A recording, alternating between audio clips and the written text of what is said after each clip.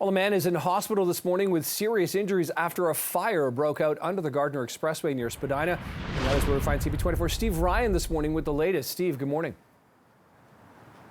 Yeah, Nick, good morning. We're in the northwest corner of Lakeshore and Spadina underneath the Gardiner Expressway, and anybody who's taken this route at any time is familiar, not only with this location. Let me get out of the way and I'll show you our scene here. Not only would you be familiar with this location, but you'd be familiar with the amount of people who are down on their luck who often panhandle at this location, and they live in tents underneath this spot as well.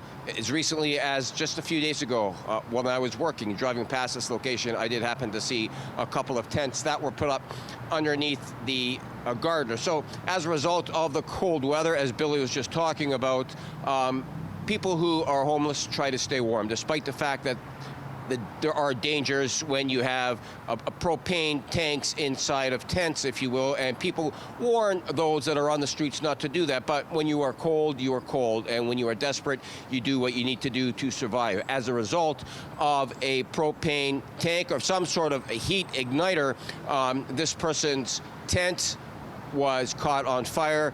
He is now in serious condition in hospital in a burn unit, and the fire department are now investigating. The police will run a parallel investigation along with Toronto Fire, but because it was a fire, the fire department will have the experts to determine the cause of that fire, how it originated, and what sort of things can be done to prevent it in the past. But we are being warned that this is going to be a rough time of year for those that are without home, without shelter, and that's because of the decommissioning of 3 shelters, plus the Novotel is no longer taking homeless people. So those that are on the streets advocating for those that are homeless, I should say, have said in the past and have said currently that this is going to be a problem going forward, given the fact that there is no place for these people to go, and we're getting into a very cold time of year. I'll send it back to you.